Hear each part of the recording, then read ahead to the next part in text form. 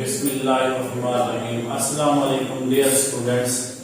आज हमारा लेक्चर है class 9 math chapter 2 exercise 2.6।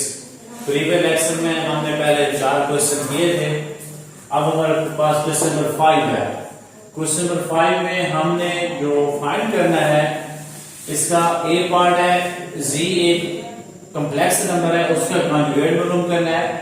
B part में z प्लस जी कॉन्जुगेट और सी पार्ट में z माइनस जी कॉन्जुगेट और डी पार्ट में z कॉन्जुगेट। यानी कि पहले पार्ट में हमने जो कॉम्प्लेक्स नंबर है जस्ट उसका कॉन्जुगेट लेना है, दूसरे पार्ट में उसी कॉम्प्लेक्स नंबर को उसके कॉन्जुगेट के साथ ऐड करना है, तीसरे पार्ट में हमने कॉम्प्लेक्स नंबर को उसके कॉन्जुगेट के साथ माइनस करना है, फोर्थ पार्ट में हमने उसको मल्टीप्लाई करना है। अब हम सबसे पहले इस कॉम्प्लेक्स नंबर को हम इस फॉर्म में बनाएंगे a plus B iota form में क्योंकि जो बटा में हमारे पास कॉम्प्लेक्स नंबर आया हुआ है, इसको हम रैशनलाइज करके a प्लस बी की फॉर्म में बनाएंगे, फिर उसके बाद z का कॉन्जुगेट लेंगे, फिर उनके ये प्रोसेस करेंगे। अब डियर स्टूडेंट, सबसे पहले हमने जो ये बटा में रकम है, इसका कॉन्जुगेट के साथ हम मल्टीप्लाई भी करेंगे और डिवाइड भी करेंगे। इसको बोलते हैं रैशनलाइजेशन। अब ये ऊपर एक फार्मूला बन गया है और ये 4 minus 3 iota into 2 minus 4 iota over ये एक फार्मूला बन गया है a square minus b square. ये फार्मूला बन गया है a minus b into a plus b equal to a square minus b square. ये हमारे पास एक फार्मूला बन गया। अब 2 का स्क्वायर माइनस 4 अयोटे का स्क्वायर इक्वल टू, अब डियर स्टूडेंट 2 मल्टीप्लाई 2 ये हमारे पास हो जाएगा 8। अब 4 मल्टीप्लाई 2 8। अब 4 multiply minus 4 minus 16 iota. Similarly minus 3 multiply 2 minus 6 iota. Minus minus plus 3 iota 4 iota, तो 12 अयोटा स्क्वायर ओवर। अब यहां पे डियर स्टूडेंट हमारे पास 4, 2 का स्क्वायर 4 माइनस 4 का स्क्वायर अयोटे का स्क्वायर। अब equal to dear student 8 minus 16 minus 6 minus 22 iota और इसके साथ प्लस 12 इंटू अयोटा स्क्वायर की वैल्यू माइनस को पुट कर दें। यह हमारे पास 4 माइनस 16, 4 का स्क्वायर 16 अयोटा स्क्वायर की value minus 1 equal to 8 minus 22 minus 1 plus 1 minus का 12 22 अयोटा और 4 प्लस 16। अब हमारे पास dear students 8 minus 4 minus 12 minus 4 minus 22 iota over. अब ये हमारे पास है 4 प्लस 16 ये 20 बन जाएगा equal to minus 4 over 20 minus 22 iota over 20। अब डियर स्टूडेंट ये बन जाएगा z is equal to minus 4 over 20 minus 1 over 5 minus 22 over 20 minus 11 over 10 11 over 10 iota. अब हमारे पास ये z बन गया। इसमें हमने पहला पार्ट मालूम करना है, वो क्या है? a पार्ट है इस z का कॉन्जुगेट लेना है हमने। अब इसका कॉन्जुगेट लेंगे तो ये 1 ओवर 5 ये माइनस जाएगा प्लस हो जाएगा कॉन्जुगेट में। ये फर्स्ट पार्ट हमारा कंप्लीट हो गया। सेकंड पार्ट है हमने एक इसी कॉम्प्लेक्स नंबर को z को उसके कॉन्जुगेट के साथ ऐड करना है। b पार्ट है हमारे पास z plus z conjugate equal to, यानी z की वैल्यू है -1/5 -11/10 आयोटा प्लस -1/5 और प्लस 11/10 आयोटा।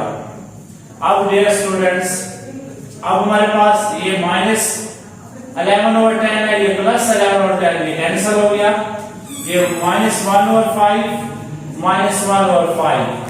अब डियर स्टूडेंट इनका एलसीएम बनेगा हमारे पास 5 -1 -1 इक्वल टू -2/5। ये हमारे पास बी पार्ट है। अब सी पार्ट हमारे पास ये है, हमने इसी में z माइनस z कॉन्जुगेट करना है, यानी कि z माइनस z कॉन्जुगेट यानी कि -1/5 -11/10 आयोटा, ये इसमें माइनस करना है कॉन्जुगेट को, -1/5 प्लस 11/10 आयोटा। अब डियर स्टूडेंट ये हो जाएगा -1/5 -11/10 आयोटा, ये माइनस माइनस प्लस हो जाएगा 1/5, ये माइनस और ये प्लस माइनस हो जाएगा 11/10 आयोटा। ये डियर स्टूडेंट हमारे पास ये कैंसिल हो गया, ये हमारे पास बन जाएगा -11/10 आयोटा -11/10 आयोटा। अब दोनों का एलसीएम हमारे पास क्या आ जाएगा, वो है 10। अब ये -11 आयोटा -11 आयोटा, अब ये जो स्टूडेंट बन जाएगा -22 आयोटा और 10। अब फिर ये स्टूडेंट बन जाएगा -11 आयोटा और 5। ये z minus z conjugate. Next day student हमारे पास है जो इसका d पार्ट है, हमने क्या करना है, z और z कॉन्जुगेट को उसके साथ मल्टीप्लाई करना है, -1/5 -11/10 आयोटा इनटू -1/5 प्लस 11/10 आयोटा। अब डियर स्टूडेंट, अब हमने ये जो z है इसके कॉन्जुगेट को और इसको मल्टीप्लाई करना है, ये हमारे पास d पार्ट है। अब डियर स्टूडेंट ये फिर फार्मूला बन रहा है, ये वाला a minus b a plus b, तो ये -1/5 का स्क्वायर -11/10 स्क्वायर 7 आयोटा का स्क्वायर। अब डियर स्टूडेंट ये बन जाएगा हमारे पास 1/25 माइनस 11 का स्क्वायर 121, 10 का स्क्वायर होता है 100 आयोटा स्क्वायर। अब आयोटा स्क्वायर की वैल्यू हमारे पास मौजूद है -1। अब 1/25 -121 और 100 आयोटा की वैल्यू -1। अब ये माइनस और ये माइनस प्लस हो जाएगा, 1/25 प्लस 121 और 100। अब डियर स्टूडेंट इन दोनों का एलसीएम हो जाएगा 100। अब ये 25 को 100 पे तकसीम करते हैं, डिवाइड करते हैं, 4 आता है, 4 ऊपर मल्टीप्लाई हो जाएगा, ये 4 प्लस 121 इक्वल टू, ये डियर स्टूडेंट बन जाएगा 125 ओवर 100। अब हम इसको भी कैंसिल कर सकते हैं, यानी कि z और z conjugate is equal to, अब हम इसको चेक करते हैं कि कहां पे कैंसिल होता है, 25 पे कैंसिल होता है। 25 को 5 पे मल्टीप्लाई करते हैं तो 125 बनता है, पर 25 को 4 से मल्टीप्लाई करते हैं 25 को तो 100 बनता है, तो ये बन जाएगा 5/4। अब डियर स्टूडेंट ये क्वेश्चन नंबर 5 था, इसके हमारे पास ए बी सी और डी पार्ट से हमने इन चारों पार्ट्स को हल किया। अब हमें करना है क्वेश्चन नंबर 6।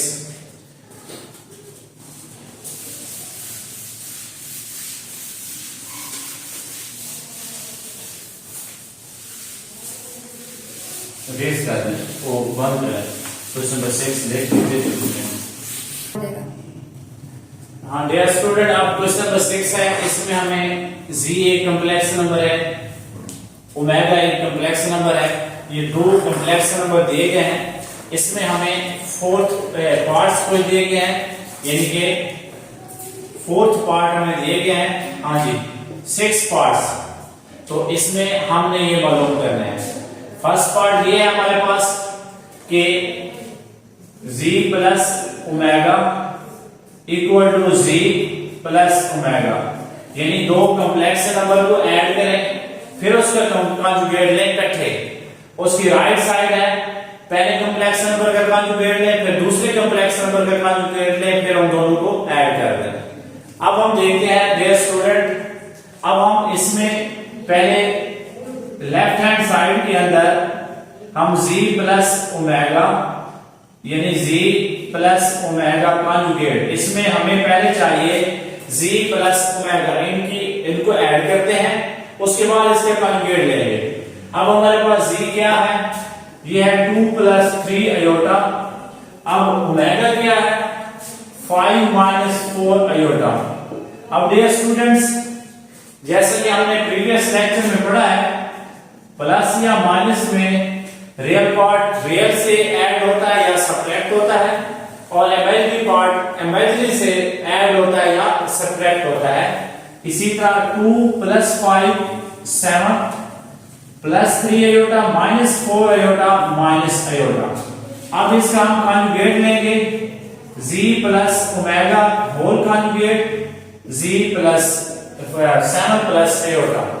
अब ये अगर हम इसको 1 का नाम दे दें, दूसरी साइड हमारे पास राइट हैंड साइड है, वो है z कॉन्जुगेट ओमेगा कॉन्जुगेट।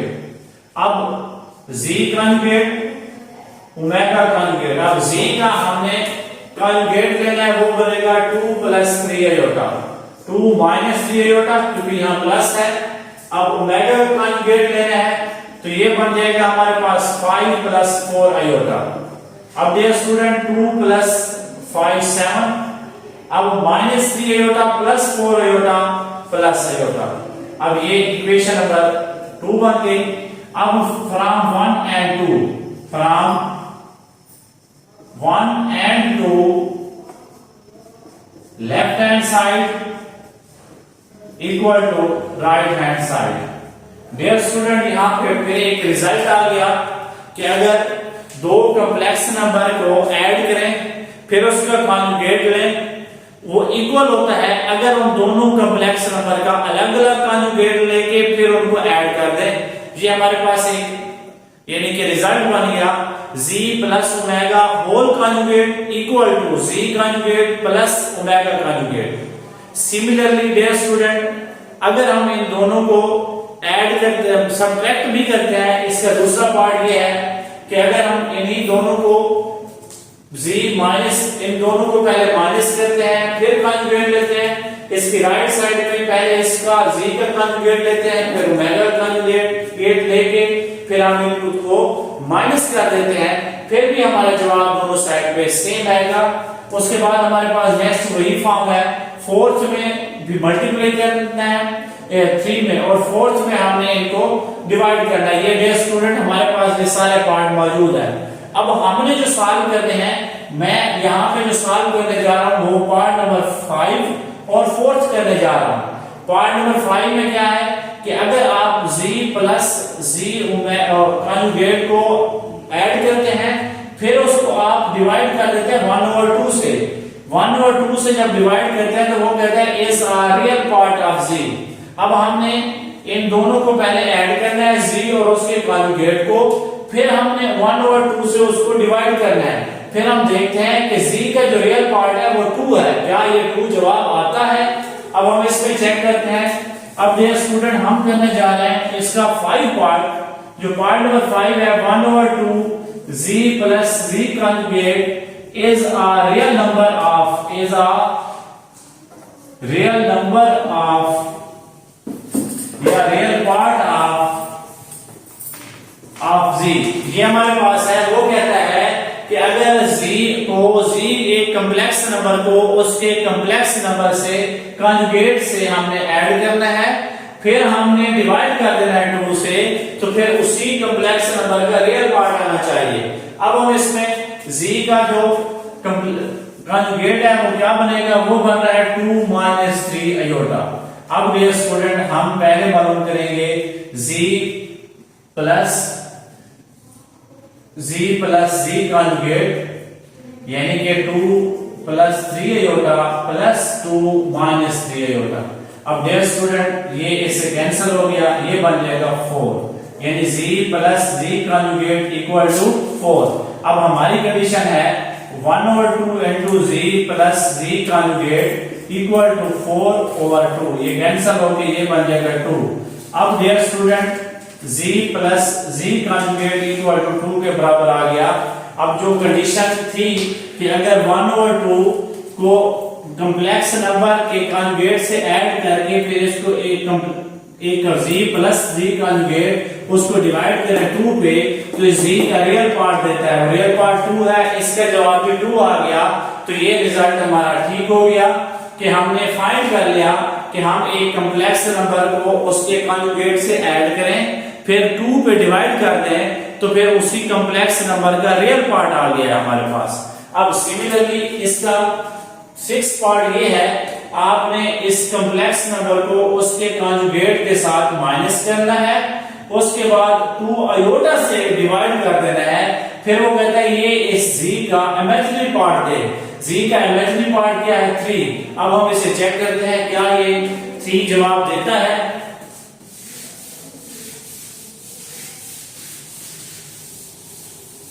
अब इसका क्वेश्चन नंबर 5 6 का लास्ट पार्ट है 6 यानी कि z minus z conjugate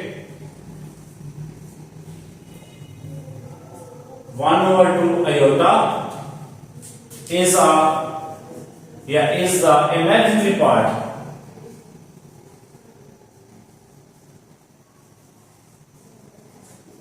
of z। अब हम डियर स्टूडेंट इसको चेक करते हैं। पहले हम z माइनस z कंजुगेट मालूम करेंगे। z आपके पास है, हमारे पास 2 प्लस 3 अयोटा माइनस इसी का कंजुगेट 2 माइनस 3 अयोटा। अब डियर स्टूडेंट ये बन जाएगा 2 प्लस 3 अयोटा, ये माइनस 2, ये प्लस हो जाएगा 3 अयोटा। डियर स्टूडेंट ये कैंसिल हो गया। अब z माइनस z कंजुगेट ये बन जाएगा 6 iota, 3 iota plus 3 iota 6 iota. अब हमारे पास जो कंडीशन है वो ये है कि इसके साथ हमने डिवाइड कर देना है 1/2 को बोथ साइड। अब इधर भी हमने 1/2 को अयोटा को डिवाइड करना है। अब डियर स्टूडेंट अयोटा से कैंसिल हो गया 2 से, तो ये 3 बन जाएगा। अब 1/2 iota into z minus z conjugate equal to 3। अब डियर स्टूडेंट हमने मालूम करना था कि z minus z conjugate over 2 iota is the imaginary part of z। तो इमेजिनरी पार्ट ऑफ z क्या है 3 है। अब हमारा जो जवाब है वो भी 3 हो गया। तो इसका मतलब है कि हमारा जो ये रिजल्ट है ये ट्रू है। अब हम डियर स्टूडेंट क्वेश्चन नंबर 7 जो इस एक्सरसाइज का लास्ट क्वेश्चन है उसको करने जा रहे हैं। नो डियर स्टूडेंट अब हमारे पास क्वेश्चन नंबर 7 है। इसी एक्सरसाइज का हमें 3 इक्वेशंस दी गई हैं। इन इक्वेशंस को हमने सॉल्व करना है फॉर x एंड y, यानी इस इक्वेशंस में हमारे पास x भी मौजूद है और y भी मौजूद है, हमने इनकी वैल्यूज फाइंड करनी है। अब हम पार्ट नंबर 1 को पहले सॉल्व करते हैं। पार्ट नंबर 1 में हमारे पास है 2 minus 3 iota into x plus y iota equal to 4 plus iota. अब डियर स्टूडेंट ये प्रोडक्ट फॉर्म में है, हम इसको पहले प्रोडक्ट इसका बनाएंगे, यानी 2 मल्टीप्लाई 3 x ये बन जाएगा 2x, 2 multiply y iota 2y iota minus 3 multiply x minus 3x iota minus 3 multiply y iota minus 3y square equal to 4 plus iota. अब डियर स्टूडेंट्स ये बन जाएगा 2x, ये बन जाएगा 2y minus 3x into aorta minus 3y, इधर iota square की value -1 equal to 4 plus iota. अब डियर स्टूडेंट हमारे पास बन जाएगा 2x, अब ये -1 और ये +3y हो जाएगा, plus 2y -3x into iota equal to 4 plus iota. अब डियर स्टूडेंट इसमें हमने रियल पार्ट को रियल की इक्वल करना है, इमेजिनरी पार्ट को इमेजिनरी के। अब ये बन जाएगा 2x plus 3y equal to 4, ये रियल पार्ट है, इधर से 4 रियल पार्ट है। सिमिलरली ये बन जाएगा 2y minus 3x equal to 1, इधर से ये 2y माइनस 3x ये इमेजिनरी पार्ट है, अयोटे का जो कोफिशिएंट है वो 1 है, वो इधर से इमेजिनरी पार्ट है। ये दो इक्वेशंस बन गई हमारे पास।